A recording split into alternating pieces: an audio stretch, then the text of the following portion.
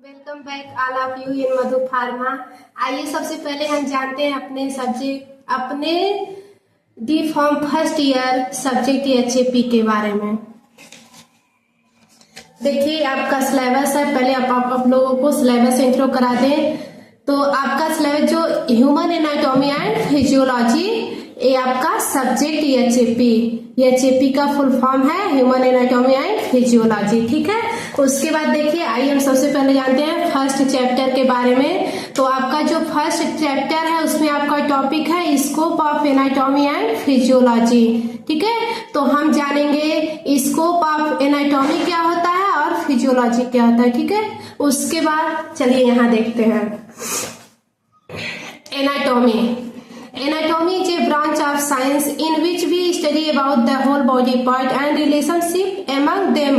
मतलब जो हमारा एनाटॉमी है हमारे साइंस का एक ब्रांच है जिसमें हम स्टडी करते हैं होल बॉडी पार्ट के, और उस होल बॉडी पार्ट में जो हमारे ऑर्गन्स है किससे उसका रिलेशन है, are called anatomy. I hope कि आप लोगों को समझ में आया होगा, ठीक है। उसके बाद फिर चलिए अब जानते हैं स्कोप ऑफ एनाटॉमी। हमारे एनाटॉमी का क्या क्षेत्र है, क्या स्कोप है, ठीक है। तो देखिए it is following types. First number हमारा हो गया सिस्टमिक एनाटॉमी, सेकेंड नंबर हो गया पैथोलॉजिकल एनाटॉमी, और थर्ड नंबर हो गया surface anatomy, fourth number imaging anatomy, और जो हमारा फिफ्थ नंबर है रीजनल एनाटॉमी, और six number gross anatomy, seventh number developmental biology, और जो एट नंबर है सेल बायोलॉजी, और नाइन्थ नंबर एम्ब्रियोलॉजी, और लास्ट देन हमारा हिस्टोलॉजी। ये सब क्या है, हमारे स्कोप है, ठीक है। तो आइए इन सब के बारे में हम जानते हैं, इन सब का डिफिनेशन, ये सब क्या होते हैं, ठीक है। तो देखिए जो हमारा फर्स्ट नंबर है सिस्टमिक एनाटॉमी।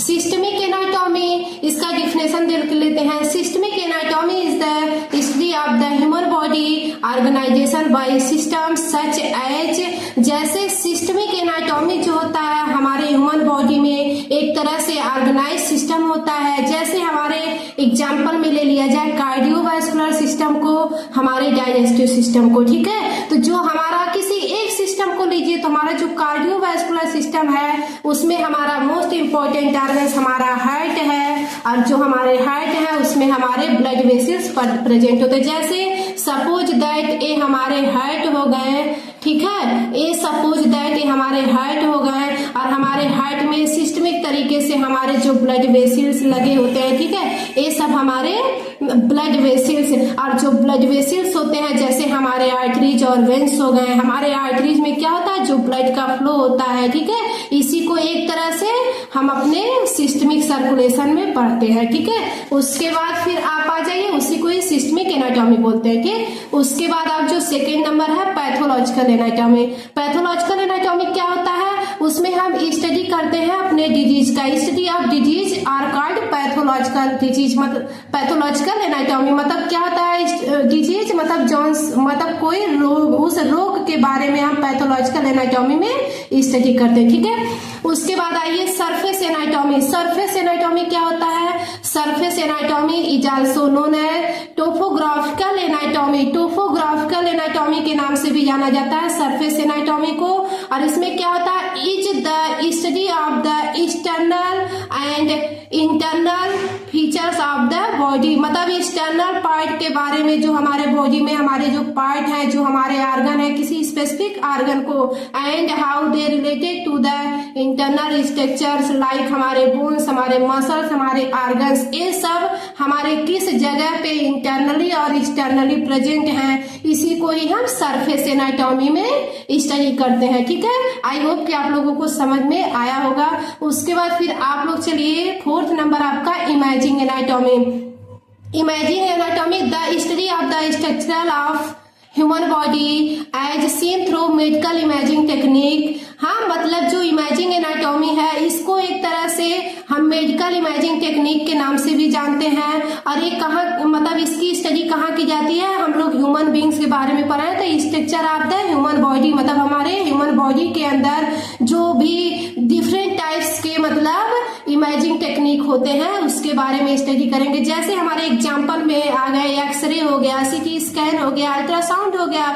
तो हमारे जैसे अल्ट्रासाउंड हो गए, हमारे एक्सरे हो गए, इन सबको क्या होता है कि एक तरह का मेडिकल टर्मिनोलॉजी है। मेडिकल में ही हम लोग अगर उसको जांच करवाते हैं तब हम अपने इमेजिंग करके देख के फिर हम बताते हैं कि हमको क्या दिक्कत है, ठीक है।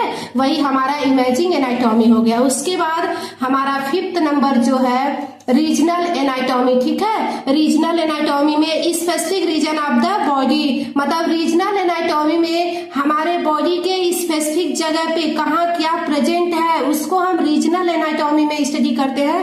जैसे हमारे मसल्स हो गए, हमारे ब्लड वेसल्स हो गए, हमारे ऑर्गन्स हो गए, हमारे बोन्स हो गए, ये सब हमारे बॉडी में किस जगह पे प्रेजेंट है वही हमारा रीजनल एनाटॉमी होता है, ठीक है। उसके बाद फिर आगे चलिए नेक्स्ट देखते हैं हमारे ग्रॉस एनाटॉमी, ठीक है। ग्रॉस एनाटॉमी क्या होता है?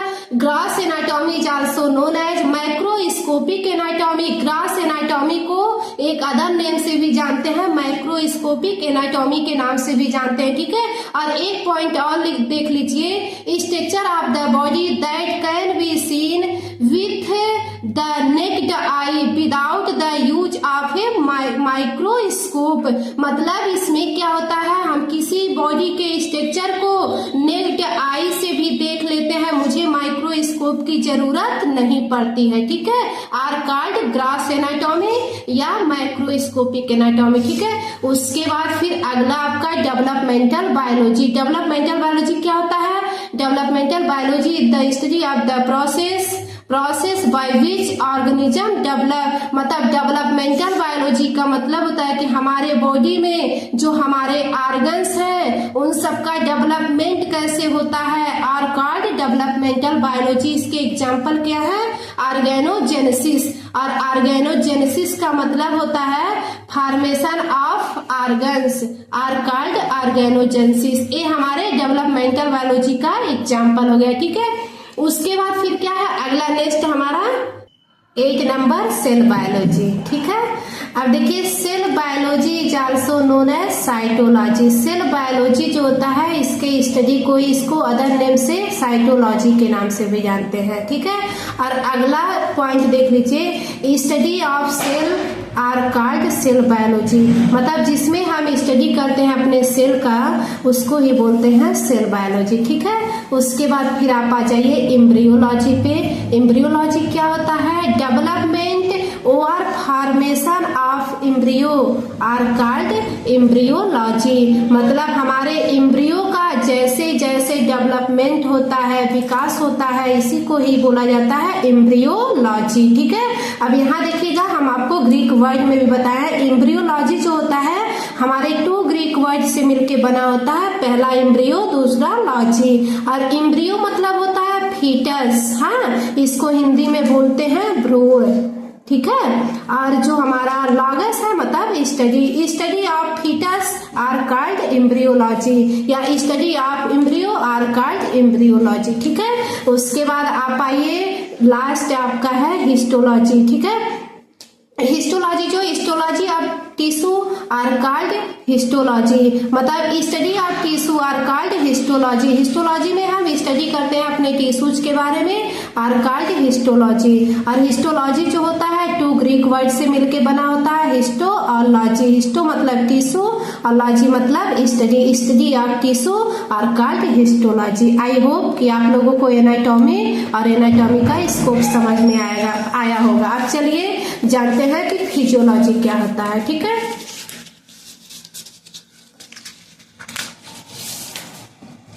फिजियोलॉजी क्या होता है, ठीक है। तो देखिए फिजियोलॉजी जो होता है हमारा 2 ग्रीक वर्ड से मिलकर बना होता है, फिजियो और लॉजी, ठीक है।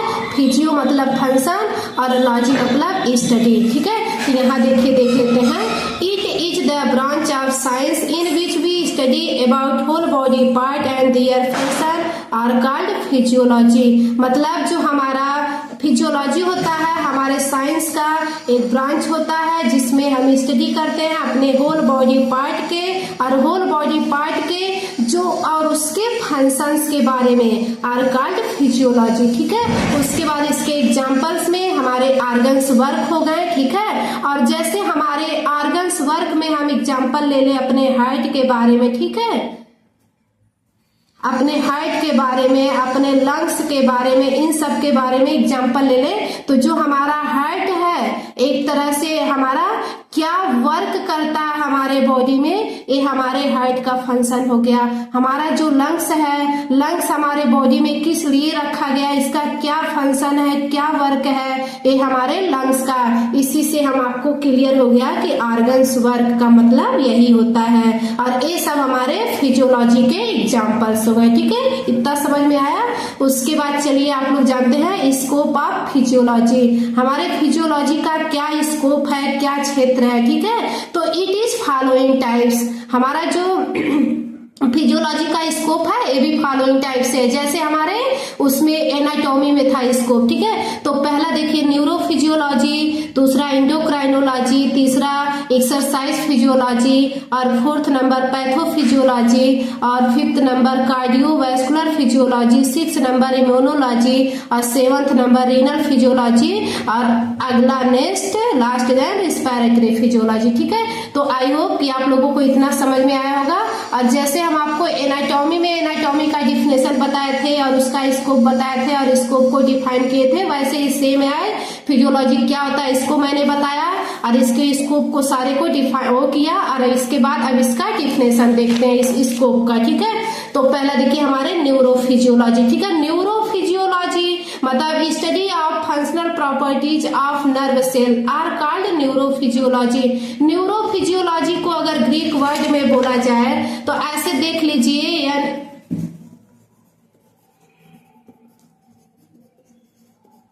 न्यूरोफिजियोलॉजी, इसको टू ग्रीक वर्ड में अगर डिवाइड किया गया है तो न्यूरो और फिजियो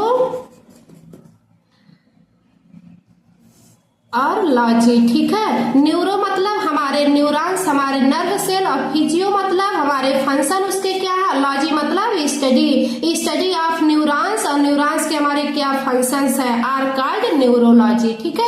उसके बाद फिर चलिए आप इंडोक्राइनोलॉजी पे आइए। इंडोक्राइनोलॉजी में क्या लिखे हैं, study of hormones and how they control the body function. मतलब जो हमारा इंडोक्राइनोलॉजी है एक क्या काम करता है, इसमें हम स्टडी करते हैं अपने हार्मोन्स के बारे में, और एक क्या काम करता है, हार्मोन्स के बारे में भी स्टडी करते हैं। और ये जो इंडोक्राइनोलॉजी है वो और कंट्रोल करता है हमारे होल बॉडी फंक्शंस को भी कंट्रोल करता है, आर कॉल्ड इंडोक्राइनोलॉजी, ठीक है। उसके बाद एक्सरसाइज फिजियोलॉजी। एक्सरसाइज फिजियोलॉजी क्या होता है, study of change in cells and oxygen function as a result of muscular activity. मतलब एक्सरसाइज फिजियोलॉजी, एक्सरसाइज फिजियोलॉजी का मतलब होता है जो हमारे मसल्स हैं, जो हमारे सेल्स हैं, उसमें क्या एक्टिविटी है, और एक्टिविटी होने की वजह से जो हमारे ऑक्सीजन का फंक्शन होता है, मूवमेंट होता है, वो बहुत तेजी से होता है, वो हमारे एक्सरसाइज फिजियोलॉजी कहलाते हैं, ठीक है। उसके बाद आप आ जाइए पैथोफिजियोलॉजी। पैथोफिजियोलॉजी क्या होता है, इसका डिफिनेशन देखते हैं। Study of functional changes associated with disease. मतलब पैथोफिजियोलॉजी में हम यही स्टडी करते हैं कि फंक्शनल चेंजेज, जैसे ही इन्वायरमेंट चेंज होता है तो हमको मतलब डिजीज, जैसे एसोसिएटेड विथ डिजीज, मतलब जब हमारे इन्वायरमेंट की चेंजिंग होती है तो हमारे बॉडी जो होते हैं उसकी तरह नहीं अपने आप को बना पाते और उस टाइम हमें डिजीज हो जाता है। जैसे हमारे फीवर्स हो गए, हमारे कोल्ड हो गए, ये सब हमारे पैथोलॉजिकल के एग्जाम्पल है, ठीक है। उसके बाद आइए जानते हैं cardiovascular physiology. Cardiovascular physiology, cardiovascular physiology, जहां भी हमारे वर्ड कार्डियोवैस्कुलर आएंगे आप तुरंत जानिएगा कि यहाँ हम बात कर रहे हैं अपने हार्ट के बारे में और ब्लड वेसल्स के बारे में, ठीक है। तो इसको देख लेते हैं, study of the function of heart and blood vessels. मतलब कार्डियोवैस्कुलर सिस्टम में हम स्टडी करते हैं अपने हार्ट के बारे में और ब्लड वेसल्स के बारे में, और इस हमारे हार्ट और हमारे ब्लड वेसल्स का क्या वर्क है, क्या फंक्शन है, आर कॉल्ड कार्डियोवैस्कुलर फिजियोलॉजी, ठीक है। उसके बाद आप आइए जानते हैं इम्यूनोलॉजी क्या होता है। इम्यूनोलॉजी का मतलब होता है, देखिए इसको देख लीजिए, इम्यूनोलॉजी से समझिए कि हमारे जो इम्यून सिस्टम होते हैं, अगर किसी का इम्यून सिस्टम स्ट्रांग होता है तो उसको मौसम के चेंजिंग के अनुसार मतलब कोल्ड या फीवर ये सब नहीं होते हैं, लेकिन अगर इम्यून सिस्टम जिसका बूस्ट नहीं होता है, वीक होता है, तो उसको बहुत जल्दी ही उसको फीवर या ये सब कोल्ड ये सब हो जाते हैं। तो इसमें देखिए study of how the body defence is cell organism disease causing agent, मतलब उस टाइम इम्यूनोलॉजी में क्या होता है, मौसम जैसे ही चेंज होता है हमारी बॉडी के जो सेल्स होते हैं, ऑर्गन्स होते हैं, वो डिजीज कॉज कर देते हैं, इसी को ही हम बोलते हैं इम्यूनोलॉजी। ठीक है, उसके बाद आइए रीनल फिजियोलॉजी। रीनल फिजियोलॉजी क्या होता है, जहां भी वर्ड आएगा रीनल का तो आप तुरंत जानिएगा कि रीनल, जहां भी वर्ड आएगा तुरंत जानिएगा कि हम यहाँ पे बात कर रहे हैं अपने किडनी के बारे में। ठीक है, तो देखिए study of function of kidney are called renal physiology. Renal physiology में हम स्टडी करते हैं अपने ऑर्गन्स किडनी के बारे में, और उस किडनी का हमारे बॉडी में क्या फंक्शन है, आर कॉल्ड रीनल फिजियोलॉजी। ठीक है, और देखिए आपका लास्ट गैन है रिस्पिरेटरी फिजियोलॉजी। रिस्पिरेटरी फिजियोलॉजी क्या होता है, study of function of the air passage way and lungs, मतलब हम रिस्पिरेटरी सिस्टम में, रिस्पिरेटरी फिजियोलॉजी में बस यही स्टडी करते हैं कि हमारे बॉडी में हमारा जो लंग्स है और हमारे जो एयर पैसेज वे है, मतलब एयर का आना जाना, आदान प्रदान, हमारे लंग्स का बस यही काम है कि ऑक्सीजन को अपने अंदर रखता है और CO2 को रिमूव करता है। एयर पैसेज मतलब एयर वे, एक तरह से रास्ते की तरह, तो वही study of function of the air passage way and lungs, मतलब हमारे लंग्स का हमारे बॉडी में क्या फंक्शन है, इसी को ही हम बोलते हैं रिस्पिरेटरी फिजियोलॉजी। आई होप कि आप लोगों को ये वीडियो समझ में आया होगा, और आप लोगों से मिलते हैं नेक्स्ट लेक्चर में। Thank you, I love you.